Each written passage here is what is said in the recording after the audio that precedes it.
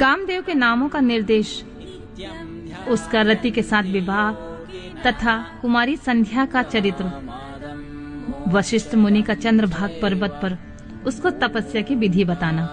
ब्रह्मा जी कहते हैं, मुनि, तदनंतर मेरे अभिप्राय को जानने वाले मारीच आदि मेरे पुत्र सभी मुनियों ने उस पुरुष का उचित नाम रखा। दक्ष आदि प्रजापतियों ने उसका मुंह देखते ही परोक्ष के भी सारे वृतांत जानकर उसे रहने के लिए स्थान और पत्नी प्रदान की। मेरे पुत्र मारीच आदि द्विजों ने उस पुरुष के नाम निश्चित करके उससे यह युक्ति युक्त बात कही। ऋषि बोले, तुम जन्म लेते ही हमारे मन को भी मथने लगे हो, इसीलिए लोक में मम्मत नाम से विख्यात होगे।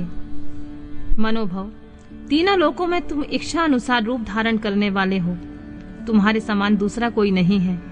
अतः काम रूप होने के कारण तुम काम के नाम से भी विख्यात होगे।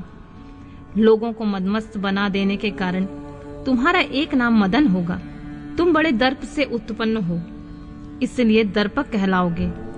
और सदर्प होने के कारण जगत में कंदर्प नाम से तुम्हारी ख्याति होगी। समस्त देवताओं का सम्मिलित बाल पराक्रम भी तुम्हारे समान नहीं होगा, अतः सभी स्थानों पर तुम्हारा अधिकार होगा। तुम सर्वव्यापी होगे। जो आदि प्रजापति हैं, वे सब पुरुषों में श्रेष्ठ दक्ष तुम्हारी इच्छा के अनुरूप पत्नी स्वयं देंगे। वह तुम्हारी कामनी तुमसे अनुराग रखने वाली होगी। ब्रह्मा जी ने कहा, मुने, तदनंतर मैं वहां से आदर्श हो गया। इसके बाद दक्ष मेरी बात का स्मरण करके कंदर्प से बोले, कामदेव, मेरे शरीर से उत्पन्न हुई यह कन्या सुंदर रूप और उत्तम गुणों से सुशोभित है। तुम इसे अपनी पत्नी बनाने के लिए ग्रहण करो। यह गुणों की दृष्टि से सर्वथा तुम्हारे योग है। माँ तेजस्वी मनोभव, यह सदा तुम्हारे साथ रहने वाली तथा तुम्हारी रुचि के अनुसार चलने वाली होगी। धर्मतः यह सदा तुम्हारे अधीन रहेगी। ऐसा कहकर दक्ष ने अपने शरीर के पसीने से प्रकट हुई उस कन्या का नाम रति रखकर उसे अपने आगे बैठाया और कंदर्प को संकल्प पूर्वक उसे सौंप दिया। नारद, दक्ष की यह पुत्री रति बड़ी रमणीय और मुनियों के मन को भी मोह लेने वाली थी। उसके साथ विवाह करके कामदेव को भी बड़ी प्रसन्नता हुई। अपनी रति नामक सुंदरी स्त्री को देखकर उसके हाव भाव आदि से अनुरंजित हो कामदेव मोहित हो गया। तात उस समय बड़ा भारी उत्सव होने लगा, जो सबके सुख को बढ़ाने वाला था। प्रजापति दक्ष इस बात को सोचकर बड़े प्रसन्न थे कि मेरी पुत्री इस विवाह से सुखी है। कामदेव को भी बड़ा सुख मिला, उसके सारे दुख दूर हो गए। दक्ष कन्या रति भी कामदेव को पाकर बड़ी प्रसन्न हुई। जैसे संध्या काल में मनोहारिणी विद्युन्माला के साथ मेघ शोभा पाता है, उसी प्रकार रति के साथ प्रिय वचन बोलने वाला महादेव बड़ी शोभा पा रहा था। इस प्रकार रति के प्रति भारी मोह से युक्त रतिपति कामदेव ने उसे उसी तरह अपने हृदय के सिंहासन पर बैठाया, जैसे योगी पुरुष योग विद्या को हृदय में धारण करता है। इसी प्रकार पूर्ण चंद्रमुखी रति भी उस श्रेष्ठ पति को पाकर इस तरह सुशोभित हुई, जैसे श्री हरि को पाकर चंद्रनायना लक्ष्मी शोभा पाती है। सूत जी कहते हैं, ब्रह्मा जी का यह कथन सुनकर मुनिश्रेष्ठ नारद मन ही मन बड़े प्रसन्न हुए और भगवान शंकर का स्मरण करके हर्ष पूर्वक बोले, महाभाग, विष्णु शिष्य, महामते, विधाता, आपने चंद्रमौली शिव की अद्भुत लीला कही है। अब मैं यह जानना चाहता हूँ कि विवाह के पश्चात जब कामदेव प्रसन्नता पूर्वक अपने स्थान को चला गया, दक्ष भी अपने घर को पधारे तथा आप और आपके मानस पुत्र भी अपने अपने धाम को चले गए, तब पितरों को उत्पन्न करने वाली ब्रह्म कुमारी संध्या कहाँ गई? उसने क्या किया? किस पुरुष के साथ उसका विवाह हुआ? संध्या का यह सब चरित्र विशेष रूप से बताइए। ब्रह्मा जी ने कहा, मुने, संध्या का यह शुभ चरित्र सुनो, जिसे सुनकर समस्त कामनियां सदा के लिए सती साध्वी हो सकती हैं। वह संध्या जो पहले मेरी मानस पुत्री थी, तपस्या करके शरीर को त्याग कर मुनि श्रेष्ठ मेघातिथि की बुद्धिमती पुत्री होकर उत्तम व्रत का पालन करके उस देवी ने ब्रह्मा विष्णु और महेश्वर के कहने से श्रेष्ठ व्रतधारी महात्मा वशिष्ठ को अपना पति चुना। वह सौम्य स्वरूप देने वाली देवी तथा सबकी वंदनीय और पूजनीय श्रेष्ठ पतिव्रता के रूप में विख्यात हुई। नारद जी ने पूछा, भगवान, संध्या ने कैसे, किस लिए और कहाँ तप किया? किस प्रकार शरीर त्याग कर वह मेघातिथि की पुत्री हुई? ब्रह्मा, विष्णु और शिव, इन तीनों देवताओं के बताए हुए श्रेष्ठ व्रतधारी महात्मा वशिष्ठ को उसने किस तरह अपना पति बनाया? पितामह, यह सब मैं विस्तार के साथ सुनना चाहता हूँ। अरुंधति के इस कौतूहल पूर्ण चरित्र को आप यथार्थ रूप में वर्णन कीजिए। ब्रह्मा जी ने कहा, मुनि, संध्या के मन में एक बार सकाम भाव आ गया था। इसलिए उस साध्वी ने निश्चय किया कि वैदिक मार्ग के अनुसार मैं अग्नि में अपने इस शरीर की आहुति दे दूंगी। आज से इस भूतल पर कोई भी देहधारी उत्पन्न होते ही काम भाव से युक्त ना हो।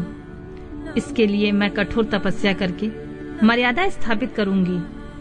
तरुणावस्था से किसी पर भी काम का प्रभाव नहीं पड़ेगा, ऐसी सीमा निर्धारित करूंगी।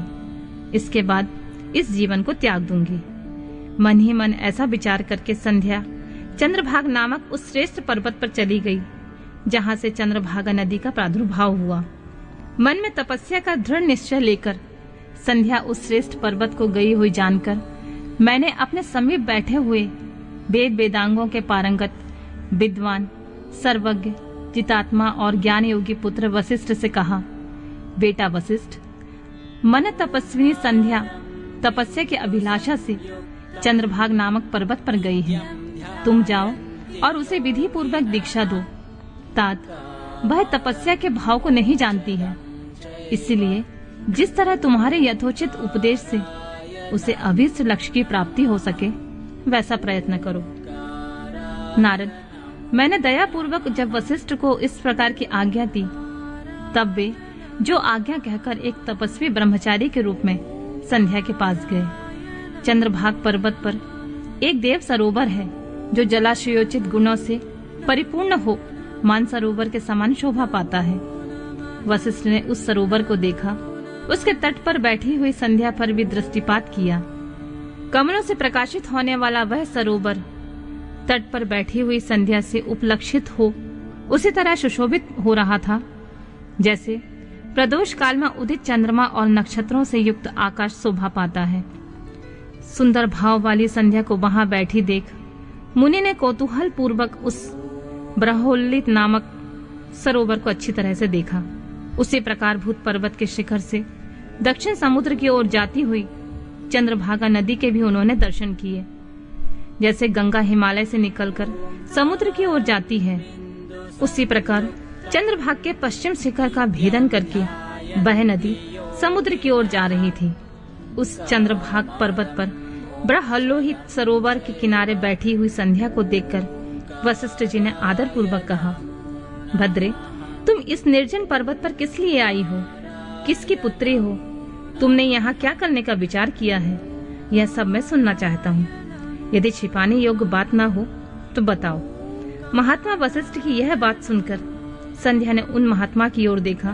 वे अपने तेज से प्रज्वलित अग्नि के समान प्रकाशित हो रहे थे। उन्हें देखकर ऐसा जान पड़ता था मानो ब्रह्मचर्य देह धारण करके आ गया हो। वे मस्तक पर जटा धारण किए हुए बड़ी शोभा पा रहे थे।